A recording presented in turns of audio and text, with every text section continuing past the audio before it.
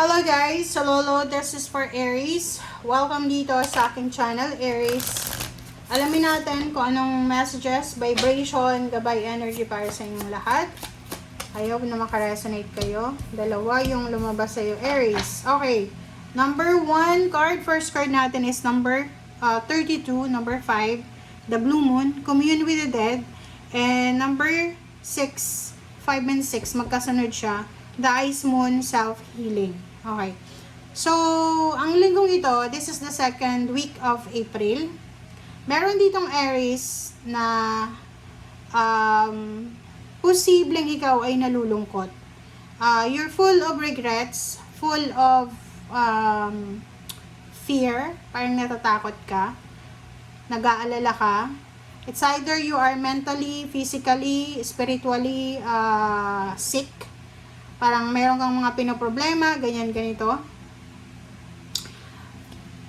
Sa linggong ito, lalo na yung ibang Aries na palagi kayong nagigising ng madaling araw, like for example, from 2 a.m., 3 a.m., 4 a.m., until 5 a.m.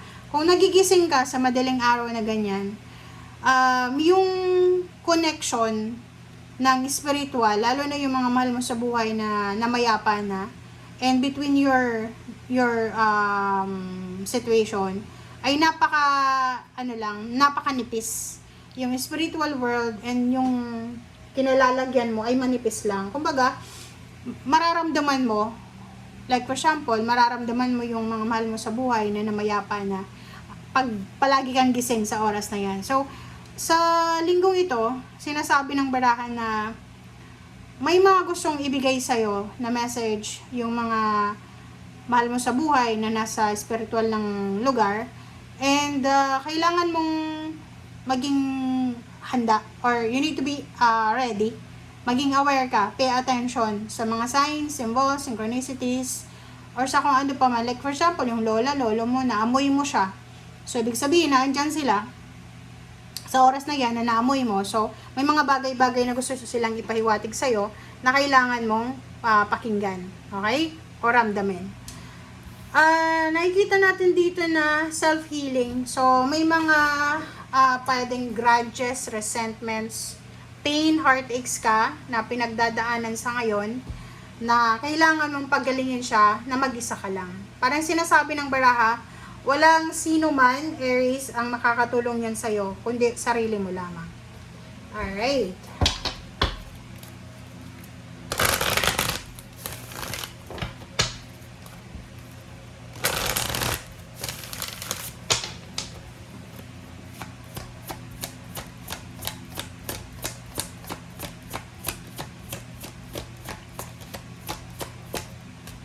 Okay. Okay, triumphant success. Wow. So, dito Aries, sa triumphant success, sinasabi ng baraha sa'yo dito na isang desisyon, isang napaka-importanting desisyon para sa pangarap mo, para sa pagtatagumpay mo, para sa solusyon sa problema mo, ang posibleng darating sa'yo. Sinasabi ng triumphant success na yan, na mabilis yan. So, sa linggong ito, kinakailangan mong maging mabilis. Mabilis ka sa mga actions mo, maging mabilis ka sa mga plano mo. Kahit mabilis yung actions, dapat i-connect pa rin natin ang ating puso at ang ating isip. Okay?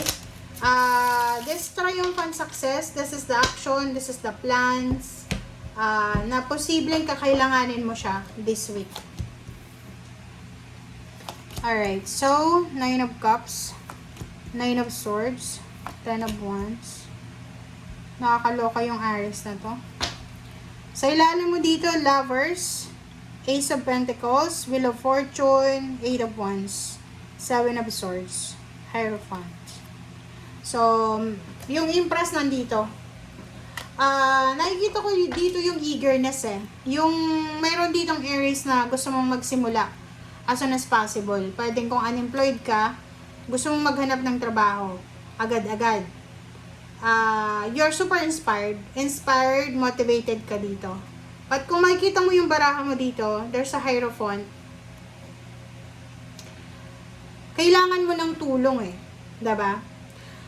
Like for example, gusto mo mag-apply ng trabaho, gusto mo maghanap ng mapapasukan, company, kailangan mo ng katulong ng connection. Parang nakikita ko sa'yo dito na mahihain ka ba or kulang ka sa tiwala sa sarili mo. Kasi parang nakikita ko sa'yo dito na meron kang takot.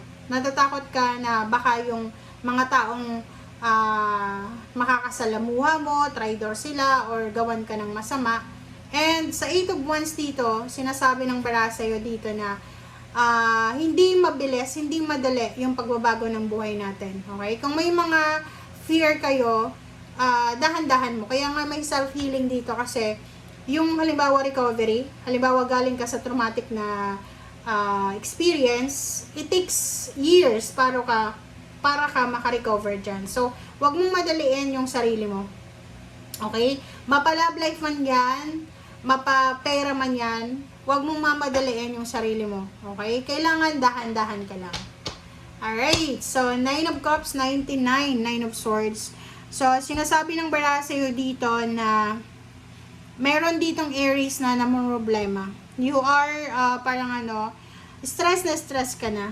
Okay? Nai-stress ka, hindi ka makatulog sa gabi, hindi ka makapag-isip ng tama. It's because iniisip mo yung family mo, yung emotion mo, yung happiness mo, parang gano'n. Yung parang iniisip mo na bakit nangyari ito, ganyan, ganito. So, yung 9 of Swords dito, sinasabi ng barahan na kung ano man ito na negativity and toxicity na naiisip mo, kailangan mo tong alisin mismo sa sarili mo. Ikaw yung magdedesisyon kung paano mo to i-resolve. Okay? 10 of Wands and the Star, nakikita ko sa'yo dito na yung direction daw patungo sa yung tagumpay ay nangangailangan siya ng sacrifices. Nangangailangan siya ng sobra-sobrang pagod, sobra-sobrang atensyon, sacrifices, sufferings, parang ganon, para matupad mo yung pangarap mo. Kumbaga, halimbawa ngayon lang, halimbawa, crisis ngayon, di ba? Lahat ng tao sa mundo, maliban lang sa milyonaryo siguro or bilyonaryo, we are suffering. So, sinasabi ng bara sa'yo dito na okay lang yan. Sabi ng baraha, ano man ang pinagdadaanan mo sa ngayon, tanggapin mo yan, accept it. Okay? Parte yan ng tagumpay mo eh. Diba?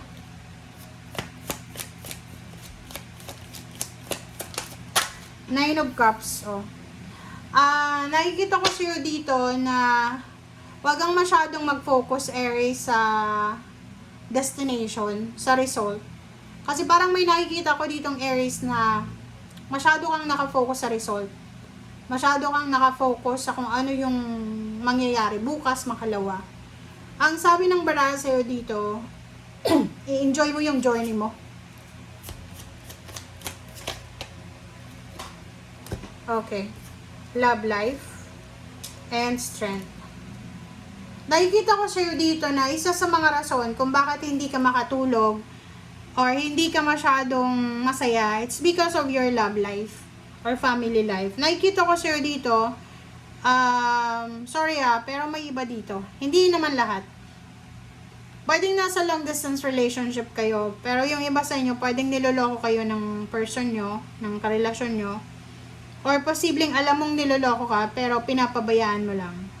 So, nakikita ko siya dito na yun yung rason kung bakit malungkot ka, kung bakit hindi mo alam eh. Parang feeling mo restricted ka.